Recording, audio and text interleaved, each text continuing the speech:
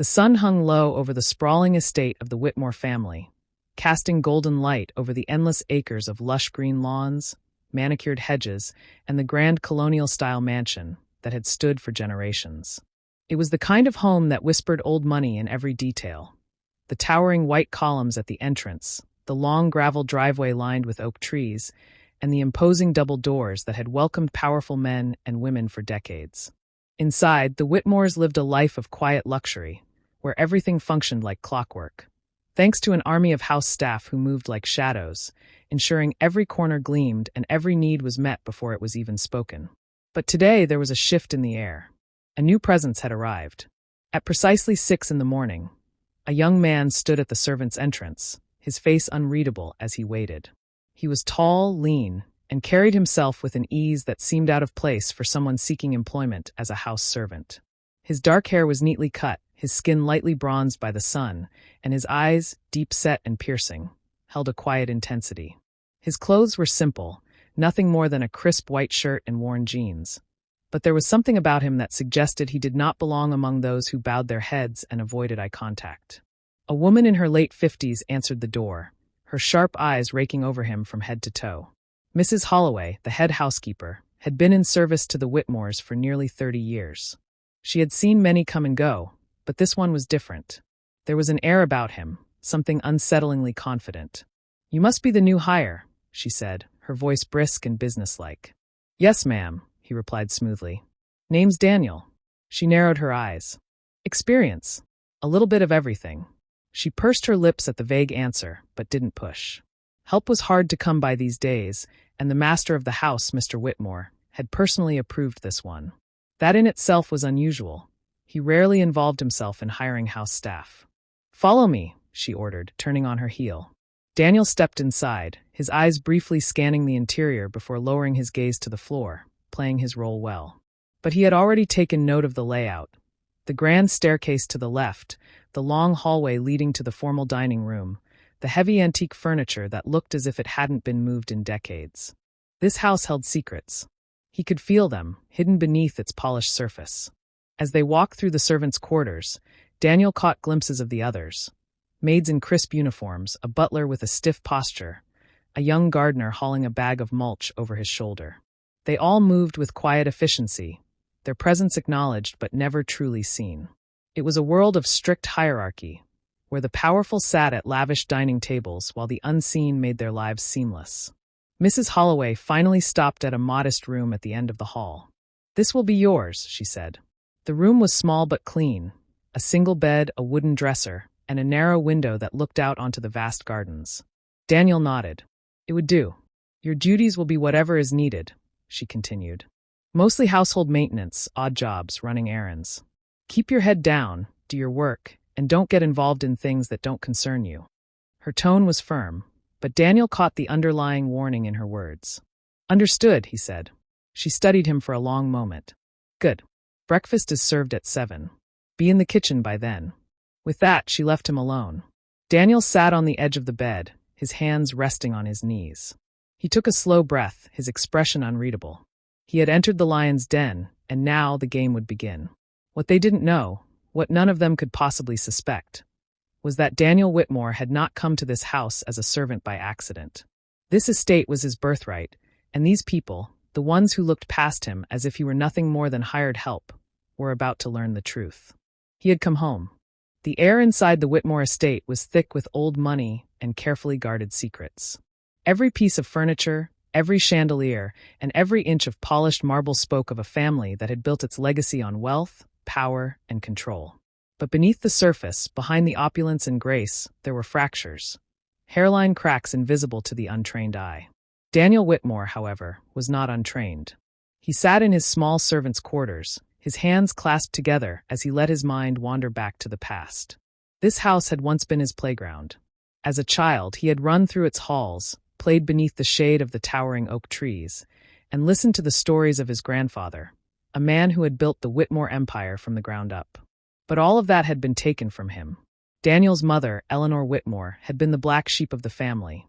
Too rebellious, too independent, too unwilling to bend to the will of the powerful patriarch, Theodore Whitmore.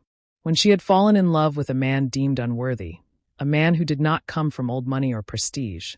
She had been cast out without a second thought. Daniel had been just a child when it happened, too young to understand the cruelty of it all. His mother had tried to build a new life for them, away from the family name that had abandoned them. But hardship followed. The comfortable life she had once known was replaced by struggle, and in the end, she had paid the ultimate price. Her life cut short by an illness that could have been treated if she had the resources. If she had been allowed to stay. Daniel had grown up knowing one thing. The Whitmores had cast them aside like they were nothing. And now, after years of waiting, he had returned. Not as a lost heir demanding recognition, but as a ghost in the walls, a servant among those who had erased his mother's existence. His first test came sooner than expected. At exactly 7 o'clock, Daniel entered the kitchen. The staff was already at work, cooks preparing breakfast, maids moving efficiently to set the dining table, and the butler, a tall man with graying hair named Mr. Langston, overseeing it all with quiet authority. Mrs. Holloway gave him a brief nod before gesturing toward a silver tray. "Take this up to the east wing," she instructed. Daniel's fingers brushed against the delicate china as he lifted the tray, his mind momentarily flickering to the name engraved on the teacup, T.W. Theodore Whitmore. The man who had disowned his mother. The man who had once ruled over this house with an iron fist. Daniel walked with steady steps, weaving through the corridors with the ease of someone who had once known them well. The scent of aged wood and expensive cologne filled his senses as he approached the double doors of the master suite. He knocked once. A deep voice responded. "Enter." Pushing the door open, Daniel stepped inside. The room was massive, with high ceilings, velvet drapes, and a fireplace large enough to stand in. Seated in a leather armchair, looking every bit as imposing as he had in the photographs Daniel had studied, was Theodore Whitmore. The years had aged him, but not enough to dull the sharpness in his eyes. His silver hair was combed back, his posture was straight despite the cane resting beside him. And when he looked at Daniel, it was with the gaze of a man accustomed to control. "You're new," Theodore observed, his voice like gravel. "Yes, sir," Daniel replied, keeping his tone even. The old man studied him for a moment longer before nodding toward the tray. "Put it there." Daniel obeyed, carefully placing the tea on the mahogany table beside him. As he straightened, he caught the flicker of curiosity in Theodore's expression, a look that lasted only a second before vanishing. "Mrs. Holloway runs a strict house," Theodore said. "Do your job well, and you'll last here. If not, you won't." "Yes, sir," Daniel said again, his face unreadable. Theodore waved a dismissive hand. "That will be all." Daniel turned and left, closing the door behind him. But as he walked down the hallway, his heart pounded. The first move had been made, and the game was only beginning. For the next few days, Daniel settled into his role as a servant within the Whitmore estate. He worked quietly, blending in with the other staff, observing, listening. Every interaction, every detail, was another puzzle piece falling into place. He learned the schedules, the routines, and, most importantly, the weaknesses. But it wasn't just Theodore Whitmore he had to contend with. One afternoon, as Daniel was polishing the brass railing of the grand staircase, he heard a voice behind him, smooth, amused, and laced with superiority. "I don't think I've seen you before." Daniel turned to find himself face to face with Alexander Whitmore, the golden son, heir to the family fortune, and the very image of privilege. Tall, broad-shouldered, with neatly styled brown hair and a jawline sharp enough to cut glass, Alexander had the easy arrogance of a man who had never known struggle. "I'm new, sir," Daniel answered, keeping his voice level. Alexander studied him, his gaze sharp. "Where'd you work before this?" Daniel had prepared for this. A private estate in upstate New York. Mostly house maintenance and security. That seemed to interest Alexander. "Security?" "Yes, sir." Alexander smirked. "Well, if you're any good, maybe we'll keep you around." He clapped Daniel on the shoulder, a little too hard, a silent reminder of hierarchy, before sauntering off. Daniel clenched his jaw. Alexander Whitmore had grown up in the life Daniel should have had. He was everything the Whitmores wanted, a perfect, obedient successor. And yet, there was something beneath the polished exterior, something that told Daniel Alexander wasn't as untouchable as he pretended to be. That suspicion was confirmed later that night. As Daniel moved through the estate's corridors, making himself invisible as the other staff had learned to do, he heard hushed voices coming from the study. He paused just outside the heavy wooden door, pressing himself against the wall, listening. "You expect me to fix this?" Alexander's voice was sharp, panicked. A second voice responded, lower, angrier. You got yourself into this mess, Alex. You need to handle it before father finds out. Daniel's eyes narrowed. He recognized the second voice, Margaret Whitmore, Alexander's younger sister. Unlike her brother, she had an edge to her, ruthlessness that made her even more dangerous. This could ruin me, Alexander hissed. Then find a way to make it go away, Margaret snapped. Because if you don't, father will. And you know what that means. There was silence, heavy and thick with meaning. Daniel took a slow step back, his mind racing. Whatever trouble Alexander had found himself in, it was serious. And if Theodore Whitmore was the one who would fix it, then the consequences would be brutal. This was an opportunity, a weakness in the family, and Daniel wasn't going to waste it. But before he could slip away, the door suddenly swung open. Margaret stood in the doorway, her sharp blue eyes locking onto him in an instant. For the first time since arriving at the estate, Daniel felt a genuine jolt of uncertainty. Because while Alexander was predictable, Margaret was not. And now, she was staring right at him. Margaret's eyes narrowed as she studied Daniel. She wasn't the type to overlook small details, and Daniel could see the calculation in her expression. Unlike Alexander, who thrived on privilege and indulgence, Margaret was sharp, pragmatic, someone who preferred to operate in the shadows. What exactly are you doing here? She asked, her voice deceptively calm. Daniel forced himself to remain neutral, keeping his posture relaxed. Just finishing up my duties, ma'am. I was on my way to the kitchen when I heard voices. Didn't want to interrupt. Margaret didn't look convinced. You're new, aren't you? She said, stepping closer. Yes, ma'am. Name's Daniel. She held his gaze, as if searching for something beneath the surface. Daniel, she repeated slowly, as if testing the name on her tongue. I suggest you make sure you don't wander where you shouldn't. This house has rules. Yes, ma'am, Daniel said, lowering his eyes in deference. She lingered for a second longer before brushing past him, disappearing down the hallway. Inside the study, Alexander let out a breath of relief, oblivious to the fact that his real problem wasn't just his sister, but the servant who had overheard his conversation. As soon as he was alone, Daniel exhaled. Margaret was dangerous. She had noticed him too quickly, questioned him too directly. He would have to be more careful. But at the same time, he had just uncovered something valuable, a crack in the Whitmore family's flawless image. And he planned to use it. The shadows of the past that night, Daniel returned to his quarters, but sleep didn't come easily. The memories of his mother haunted him. The nights she had cried, the anger she had swallowed, the sickness that had taken her away too soon. He remembered the way she had spoken of her childhood, how this estate had once been her home before she had been cast out like she never mattered. His mother had died with nothing, while the people who had abandoned her thrived. That wasn't something Daniel could ever forgive. The next morning, as he went about his duties, he kept his ears open, collecting information piece by piece. The servants whispered about Alexander's reckless behavior, his gambling, his debts, and a scandal involving a woman whose name was never spoken aloud. Whatever trouble he was in, it wasn't just about money. It was something far more dangerous. But there was another layer to this house, one that Daniel hadn't fully considered until now. The other servants, the people who worked tirelessly to keep the Whitmore estate running, had their own stories, their own grievances. He saw the way Mrs. Holloway kept her head down but clutched her rosary when she thought no one was looking. He noticed the younger maids avoiding Alexander's gaze. He saw the fear, the quiet resentment simmering beneath years of servitude. He wasn't the only one with unfinished business in this house. And that meant he had allies. He just had to find them. Daniel moved carefully over the next few days, sharpening his observations, biding his time. He had confirmed what he suspected.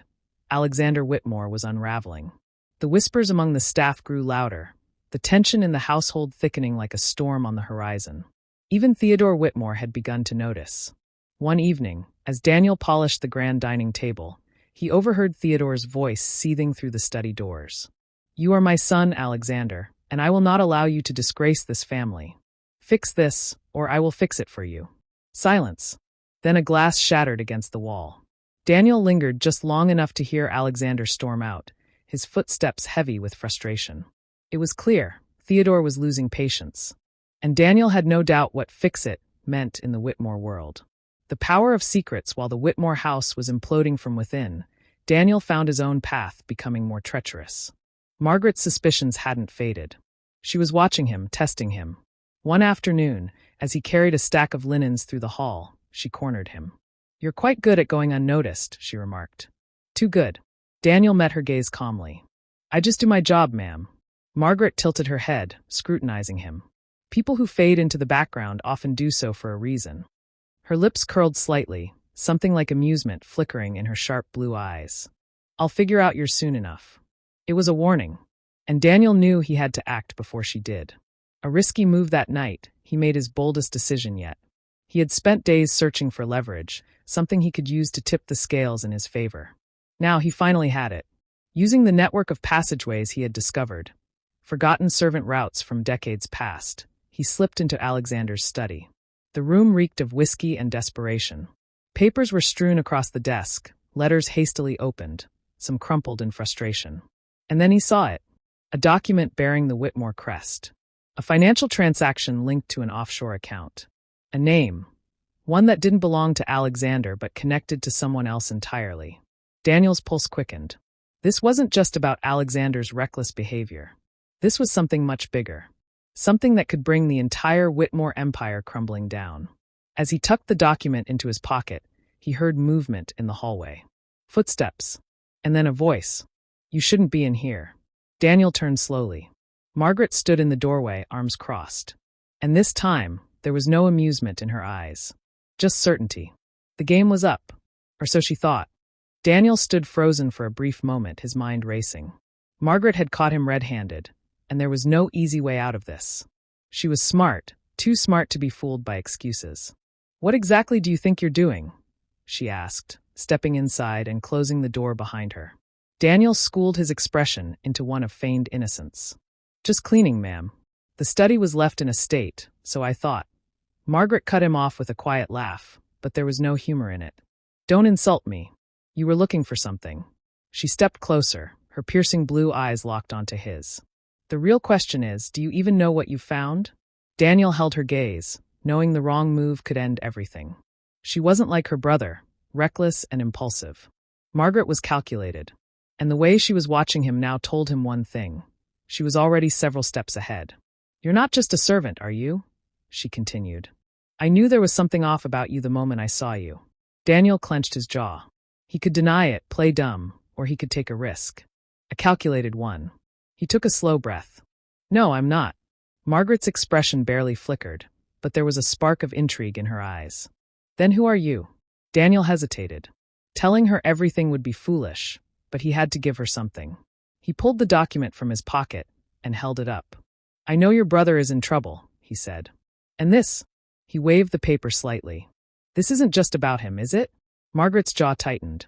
She glanced at the document, and for the first time, Daniel saw a flicker of uncertainty in her otherwise controlled demeanor. "I don't know what game you're playing," she said, voice low. "But you have no idea what you're getting yourself into." Daniel stepped forward slightly. "Then tell me." Margaret was silent for a long moment. Then, she exhaled sharply and walked to the desk, pouring herself a glass of whiskey. She took a slow sip before speaking. "My brother isn't just in financial trouble," she said. "He's being blackmailed. And not by some lone shark or a disgruntled associate." She turned to face him. "By someone inside this house." Daniel's heart pounded. He hadn't expected that. "Who?" he asked. Margaret tilted her head. "I think you already know." The realization hit him like a freight train. Theodore Whitmore. Margaret gave a knowing smile at his reaction. "Our father doesn't tolerate weakness. When Alexander became a liability, he decided to handle it himself." Her eyes darkened. "Just like he always does." Daniel tightened his grip on the document. He had spent his life thinking Theodore was the only villain in this house. But now, he realized something else. Alexander was just another pawn. A weak one, easily manipulated. And Margaret? She wasn't a pawn at all. She was a player. "I could expose this," Daniel said carefully. "I could bring down everything." Margaret smirked. "And what would that accomplish?" She took another sip. "Revenge? Justice?" She let out a quiet chuckle. "You think I don't know who you are, Daniel? You think I haven't looked into your past?" Daniel stiffened. "I know your mother," she continued. "Or at least I know what happened to her." She set her glass down and stepped closer. "So let's stop pretending. You didn't come here to work as a servant. You came here for vengeance." Daniel felt his pulse hammering in his throat. This was it. The moment of truth. Margaret knew who he was. She knew why he was here. And now, the question wasn't whether he could stop Theodore Whitmore. It was whether he could trust Margaret to help him do it. The weight of Margaret's words settled over Daniel like a storm cloud. She knew. Maybe she didn't know the full truth, but she knew enough. I don't know what you think you know, Daniel said carefully, but if you knew what Theodore did to my mother, then you should also know that I won't stop until I bring him down. Margaret studied him for a long moment, then sighed. I don't doubt that. She turned back to the desk, running her fingers over the fine wood grain. You think I'm blind to my father's ways? I grew up watching him manipulate, control, destroy. Alexander is just his latest victim, but he won't be his last. Her voice grew cold. I refuse to be. Daniel narrowed his eyes. So why are you telling me this? Margaret let out a small, humorless laugh. Because I need him gone just as much as you do. Silence stretched between them. For the first time, Daniel saw past Margaret's carefully curated mask. She wasn't just a Whitmore. She was someone trapped in her father's iron grip, just like so many others. But could he trust her? She seemed to sense his hesitation. You don't have to believe me, she said. But if we don't act soon, he'll turn on you next. He's already suspicious, Daniel. And he doesn't leave loose ends. Daniel clenched his jaw. He had come here alone, thinking he would have to dismantle the Whitmore legacy by himself. But now, standing before him, was an unexpected ally. Margaret took a step closer, lowering her voice. I have something you'll want to see. She pulled a small key from her pocket and crossed the room to a hidden compartment in the bookshelf. With a soft click, a panel swung open, revealing a locked drawer. She slid the key in and turned it. Inside was a stack of files, documents, letters, signed agreements. Proof, Margaret said. Proof of my father's dealings, his illegal transactions, the people he's bribed, threatened, and silenced. She met Daniel's gaze. This is what you need to take him down. Daniel reached for the files, his fingers trembling slightly. He flipped through the pages, his breath catching as he saw names, powerful names, linked to Theodore Whitmore. With this, Theodore wouldn't just fall. He would be ruined. Margaret exhaled sharply. Now you have a choice, Daniel. She closed the drawer and turned to him. You can take these files and expose him. Or you can let me handle it my way. Daniel frowned. And what's your way? Margaret's eyes darkened. Let's just say my father is far more afraid of shadows than he is of scandal. It was a moment of reckoning. Daniel had spent years chasing justice. Now, with the Whitmore empire in his grasp, he had to decide. Would he destroy them the right way? Or the Whitmore way? Daniel stared at the stack of files in front of him, his heart pounding. This was it. Everything he had worked for, proof of Theodore Whitmore's corruption, his crimes, his secrets, all laid bare in ink and paper. And yet, Margaret's offer still lingered in the air like an unspoken threat. You want me to let you handle it? Daniel asked, studying her carefully. Margaret leaned against the desk, her arms crossed. My father has survived countless scandals. He'll twist the truth, pay off the right people, and come out looking untouchable. But there's one thing he fears more than anything. Daniel frowned. And that is, she smirked, being powerless. The words settled in his mind. Daniel had spent years imagining how this moment would unfold. He had pictured Theodore being dragged away in handcuffs, his empire crumbling, the world finally seeing the monster he truly was. But Margaret was right. Powerful men like Theodore always had an escape plan. Your way, Daniel said slowly. What does it involve? Margaret walked over to the fireplace, tossing her whiskey glass into the flames.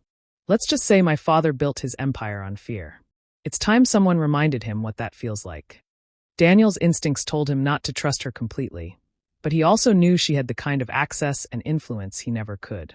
He needed to act before Theodore realized just how deep he had dug into his past. Finally, he made his choice. I'm in, he said.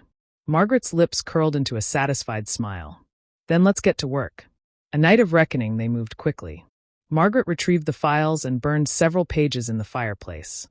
Documents that would have tied her too closely to her father's crimes. The rest she handed to Daniel. This is enough, she said. It'll make him panic. Daniel took the files, knowing exactly where to take them. He slipped through the servants' passageways, making his way to the back entrance. He had spent months mapping out escape routes, and now, all that preparation was paying off. He reached the city's most trusted journalist just before midnight. If you want a career-defining story, Daniel told him, You'll print everything in here." The journalist's eyes widened as he scanned the files.